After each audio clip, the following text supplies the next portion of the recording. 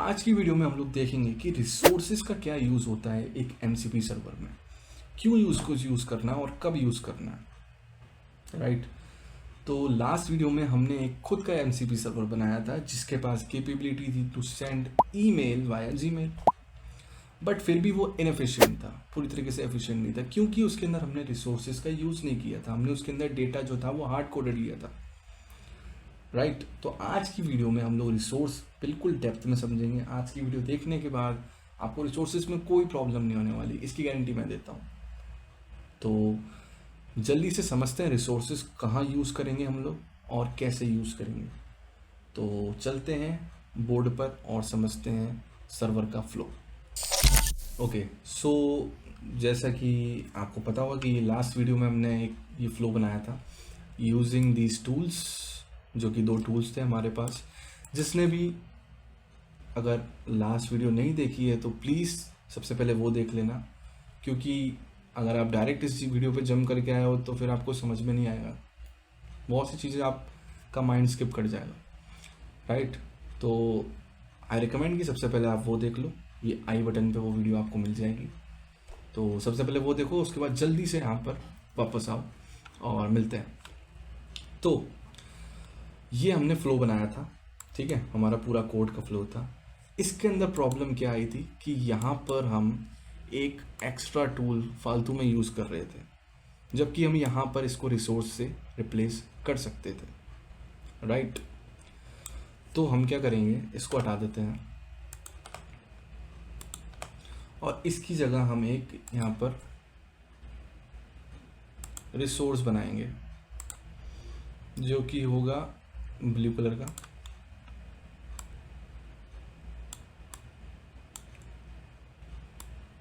ठीक है, और इसका नाम होगा फ्रेंड्स डेटा। ये इसको दे देता हूँ मैं रिसोर्स नेम,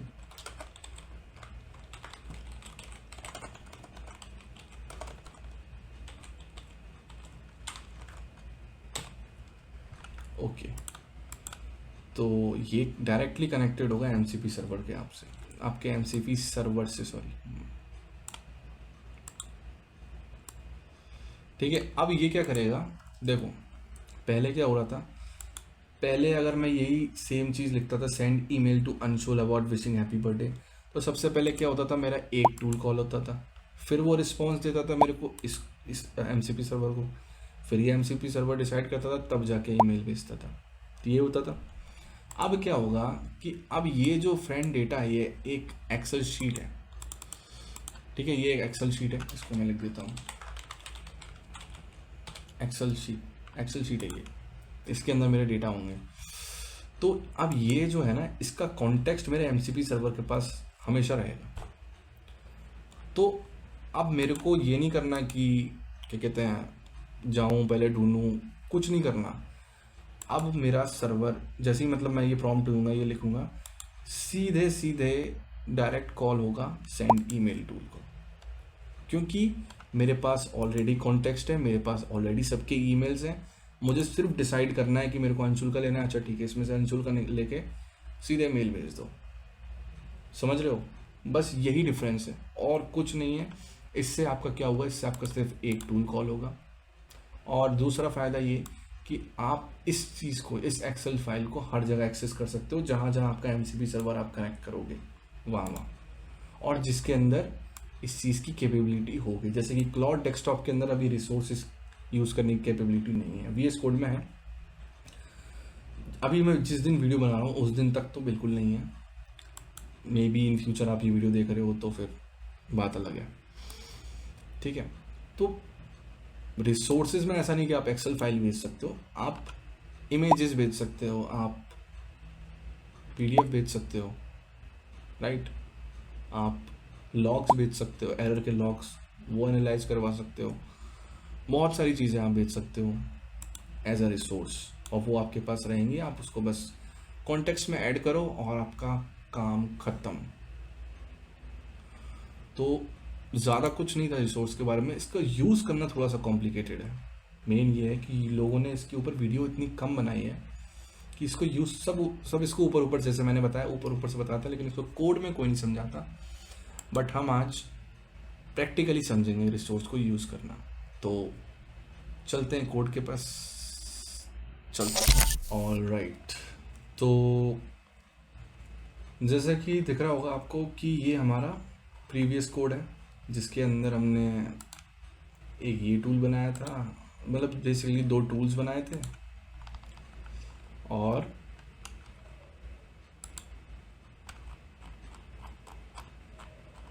ये डेटा जो था ये हमने हार्ड कोड किया हुआ था यहाँ पर, ठीक है, ये हार्ड कोडेड डेटा था। तो आज की वीडियो में हम लोग इसी चीज़ को रिजॉल्व करेंगे, बेसिकली पूरा का पूरा ये टूल ही हटा देंगे हम लोग, ठीक है। तो टाइम बचाने के लिए मैंने यहाँ पर पहले से ही एक्सेल शीट के अंदर वही सेम डेटा फीड करके रखा हुआ है, as you can see here.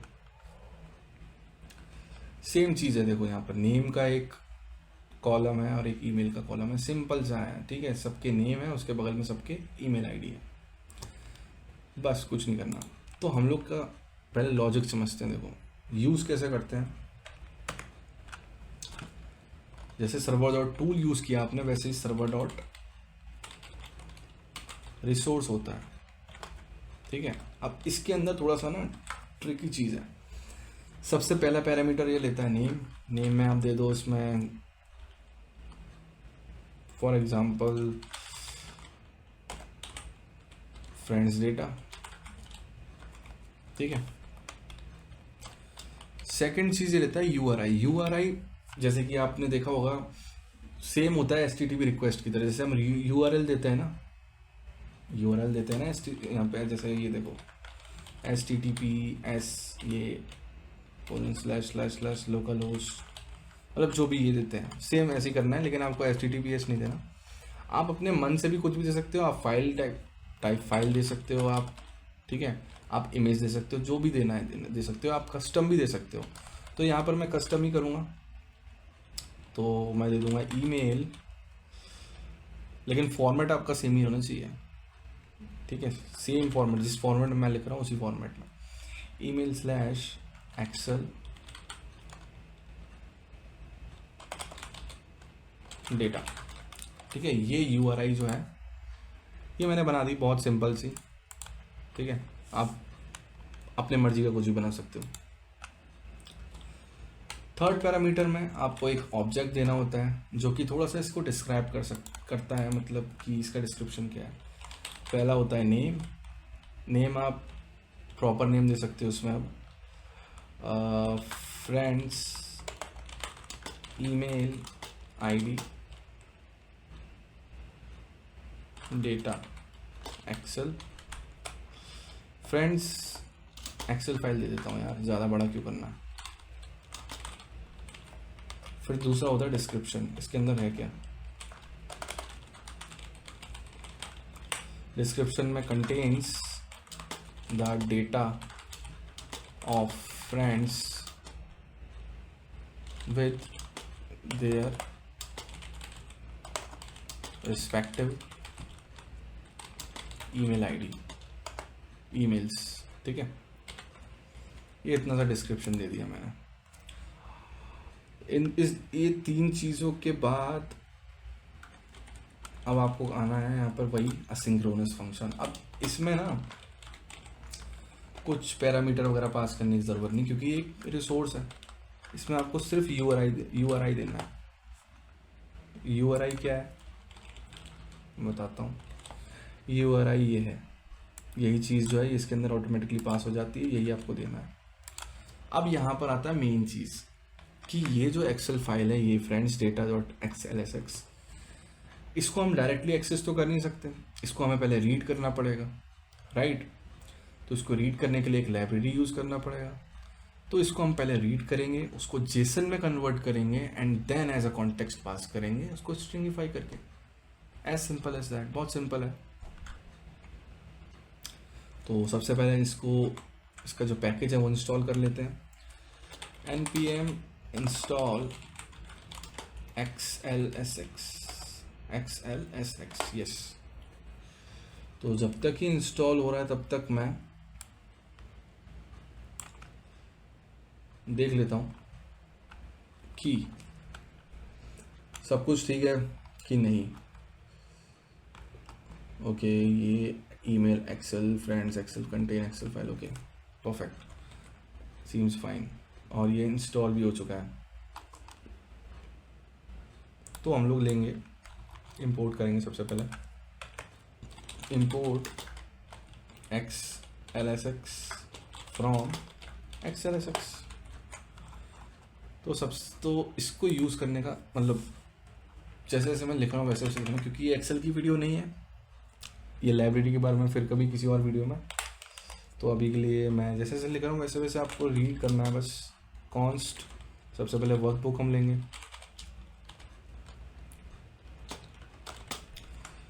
तो वर्कबुक के लिए सबसे पहले XLSX.read फाइल, इसके अंदर फाइल नेम देना है। फाइल नेम हमारा क्या है, सेम वर्किंग डायरेक्टरी में है, तो friends dash data dot XLSX। फिर हम लेंगे worksheet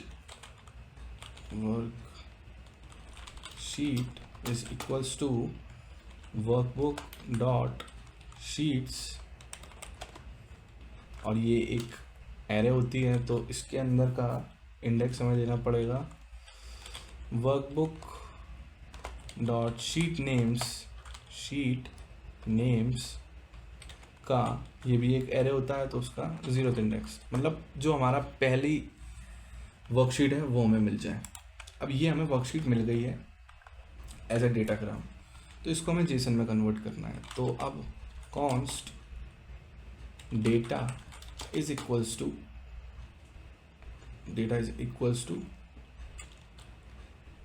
XLSX.utils.json sheet to JSON, और शीट टू जेसन में वर्कशीट डाल दो, वर्कबुक नहीं वर्कशीट डाल दो, ठीक है। अब मैं पहले इतना आपको कंसोल करके दिखा देता हूँ कि हमारा रिजल्ट क्या आएगा, ताकि आपको पता चल जाए ना कि ये चीज़ हो क्या रहा है यहाँ पर।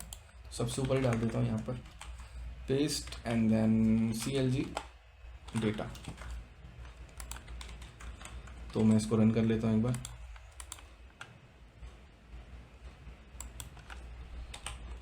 नोड index.js, तो एज यू कैन सी यहाँ पर मुझे एरे ऑफ ऑब्जेक्ट्स मिल रहे हैं, और ये वही चीज़ है, सेम जो चीज़ ये ऊपर में है, इसने एक्सेल को रीड करके इसने एरे ऑफ ऑब्जेक्ट्स में कन्वर्ट कर दिया। तो हमारा काम तो हो गया यहीं पर, राइट। तो इसको बंद कर देता हूँ मैं, और इसको हटा देता हूँ यहाँ से, और इसको भी क्लोज कर देता हूँ। तो ये हमारे पास डेटा आ गया। अब हमें रिटर्न करना है सेम एज जैसे हमने टूल्स में करते हैं हम, तो हम सेम जैसे टूल में करते थे ना, सेम वैसे ही रिटर्न करेंगे इसमें, बस इसमें कुछ चीज़ें बदल जाएंगी। जैसे कि हम टूल में लिखते थे कंटेंट, एक मिनट में दिखा देता हूँ। यहाँ पे लिखते थे ना ये रिटर्न में ये कंटेंट, यहाँ पे कंटेंट नहीं लिखना, यहाँ पे कंटेंट्स हो जाएगा, ठीक है, क्योंकि हम डेटा पास कर रहे हैं। कंटेंट्स और सेम एरे, और इसके अंदर एक ऑब्जेक्ट। अब ऑब्जेक्ट के अंदर URI देना होता है हमें। अब URI में ये URI देना है एंड डॉट href, जो इसकी रेफरेंस लिंक होती है वो, ये जो है ना इसको एज अ लिंक कन्वर्ट कर देगा ये चीज़ को। तो हमारा डेटा इसी से एक्सेस होगा। ये मतलब बेसिकली नॉन प्राइमरी लिंक हो गई, ठीक है। एंड देन टेक्स्ट हमारा हो जाएगा JSON.stringify data. That's all we need to do, ठीक है। और एक इसमें मेम टाइप भी होता है, मेम टाइप दे दो एप्लीकेशन जेसन, ताकि AI को पता रहे कि हम एप्लीकेशन जेसन में ही कन्वर्ट करा है हमने, मतलब बेसिकली डेटा ये जेसन में ही है। तो इतना हमने कर लिया, हमारा रिसोर्स बन के तैयार हो गया। अब इसको यूज़ कैसे करेंगे, अब मैं आपको कोड एक बार फिर से समझा देता हूँ अगर आपको नहीं समझ में आया तो, ठीक है। देखो, हमने टूल बनाया जैसे कि हम यूजुअली एक टूल बनाते हैं, ठीक है। This is a typical tool जो कि आपको पता होगा, तभी आप ये रिसोर्स के बारे में पढ़ रहे हो। तो सबसे पहला इसका जो पैरामीटर होता है वो उसका नेम होता है। Name as not in case कि आपको जो नेम देना है वो नेम देना है जो एआई समझ सके, सबसे पहला नेम वो। दूसरा इसका पैरामीटर जो होता है वो होता है यूआरआई, जैसे यूआरएल होता है उस तरीके से, लेकिन यहाँ पर आप कस्टम दे सकते हो। पहला होता है host, sorry my bad, protocol, then host. यही मेन आपको यूआरएल का रूल फॉलो करना है, ठीक है।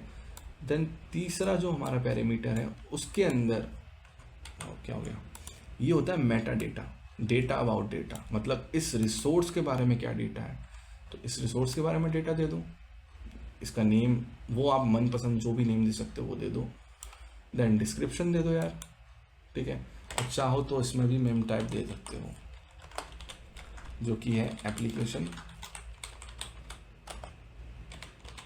जैसा। नहीं भी दोगे तो चलेगा, लेकिन दे दो तो अच्छा ही रहेगा, ठीक है।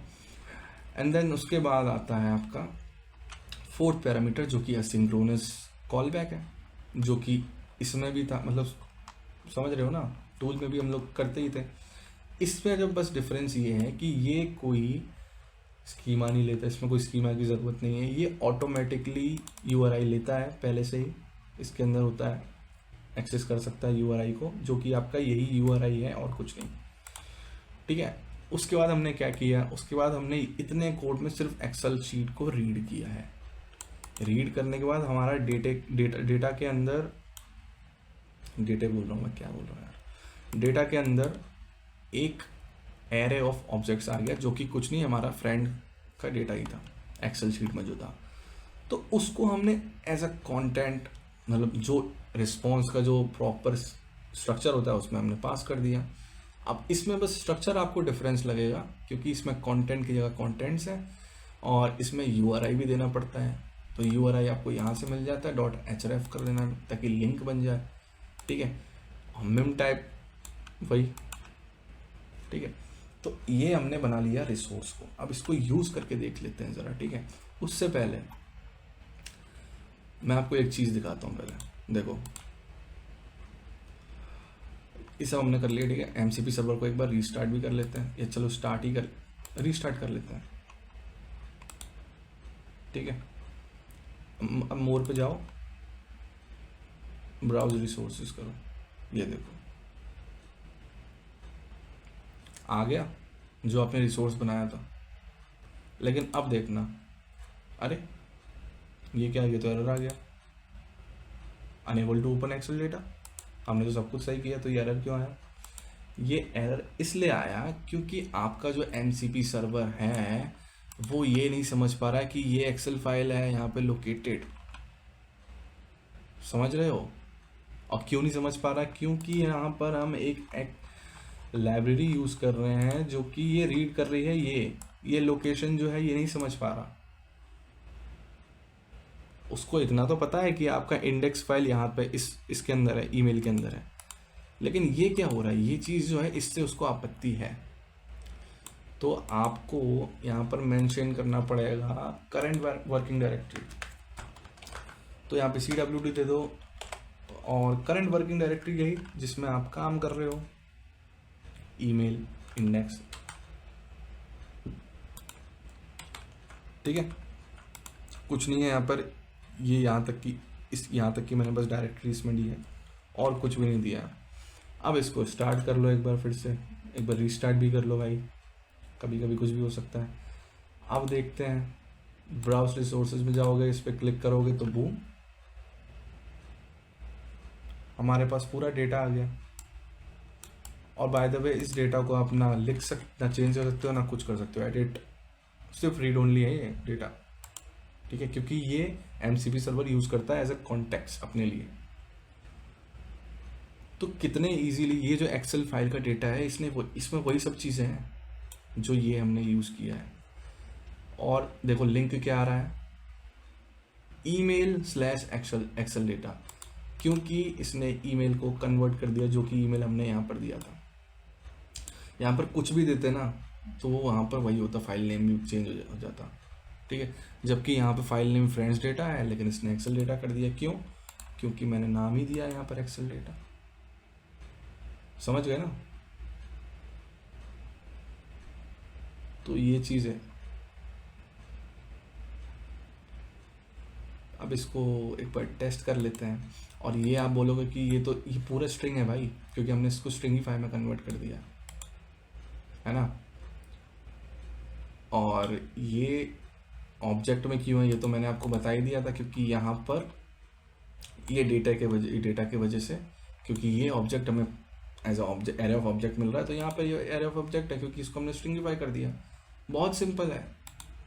अब इसको यूज़ भी तो कर लेते हैं एक बार, ठीक है। इस बार देखना हमारे पास सिर्फ एक ही टूल है, क्योंकि वो टूल हमने हटा दिया। देखो मैं एक बार फिर से दिखा देता हूँ, देखो जूम कर देता हूँ ज़रा। पिछले वीडियो में 2 टूल दिखा रहा था, इस बार एक टूल है हमारे पास, मतलब हमने एक टूल कम कर दिया, हमारा एक ही टूल रन होगा अब सिर्फ। तो आप देखना क्या होगा। बंद कर देता हूँ, खोलता हूँ। ये हमारी पुरानी चैट है, तो इसको हटा के नई चैट खोलते हैं।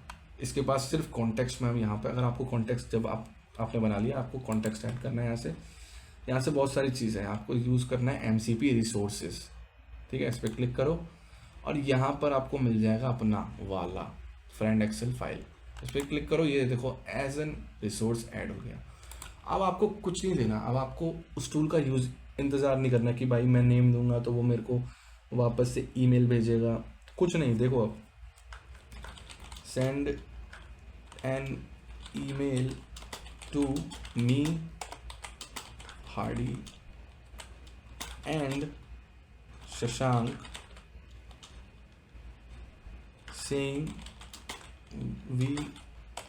saying I am not coming to office tomorrow।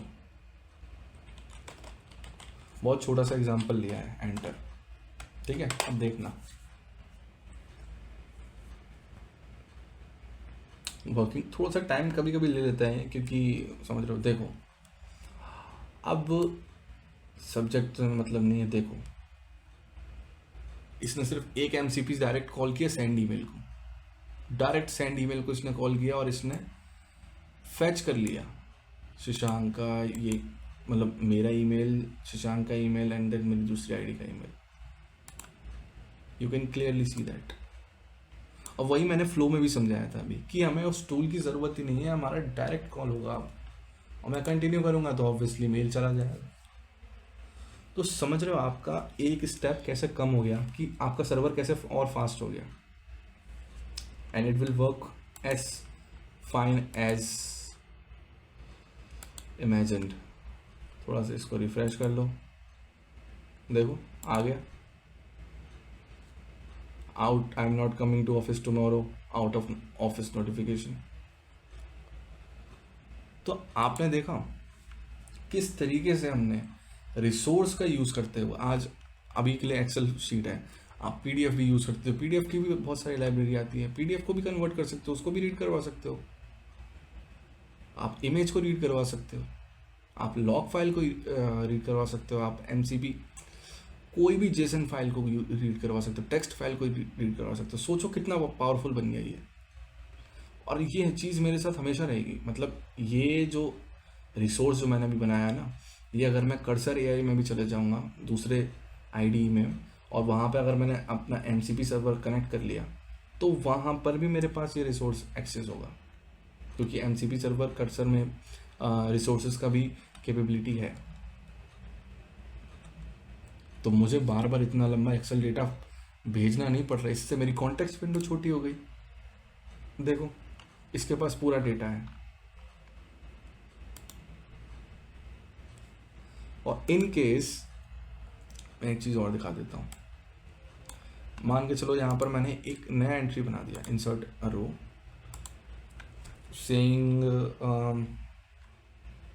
अभिनव नाम का कुछ नहीं है ना, देखो अभिनव एंड देन अभी @gmail.com।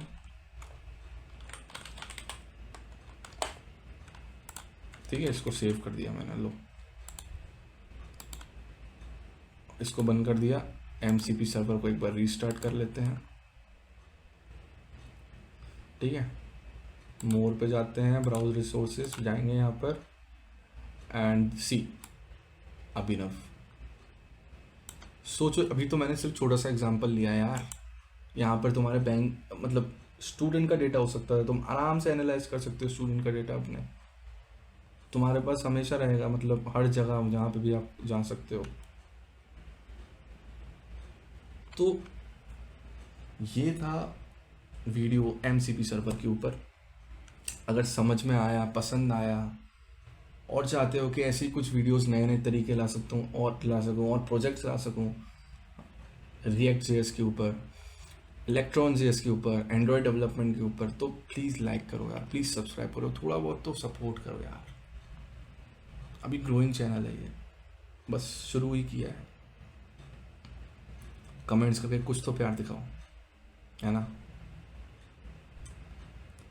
और अगर MCP सर्वर की प्लेलिस्ट नहीं देखी है पुरानी, जो कि मैंने ऑलरेडी बना रखी है, जिसके अंदर मैंने बताया है कि एक गिटहब का MCP सर्वर कैसे यूज़ कर सकते हो, सारा काम सब कुछ AI कर देगा। गिटहब का pull request, push request, commit, सब कुछ, गिटहब रिपोजिटरी कैसे क्रिएट करना है, डिलीट करना है, सब कुछ, या फिर MongoDB, सब कुछ मैंने दिया हुआ है।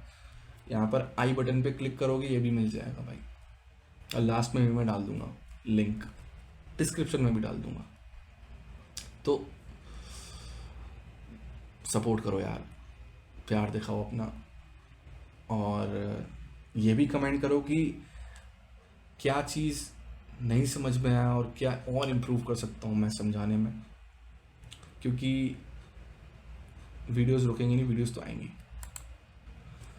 और नेक्स्ट वीडियो तो और भी इंटरेस्टिंग है भाई। अभी देखो, अभी हम लोग ये जो इतना प्रॉम्प्ट लिखते हैं ना लंबा सा, ये भी नहीं लिखना पड़ेगा। सोचो, कुछ नहीं लिखना पड़ेगा तुम्हें। तो next video is the game changer, जिसमें प्रॉम्प्ट्स के बारे में बात करेंगे। तो स्टे ट्यून्ड, सब्सक्राइब कर लेना ताकि नोटिफिकेशन मिल जाए, और बेल आइकन भी दबा देना, एंड बस शेयर कर दो वीडियो को जिस चीज़ को ज़रूरत है, जिस चीज़ को नई चीज़ सीखने का मन है, जो भी मेरी तरह एंथुसियास्ट है कोडिंग के लिए, सबको भेज दो। और अपना ध्यान रखो, एंड मिलते हैं नेक्स्ट वीडियो में। तब तक के लिए जय श्री राम।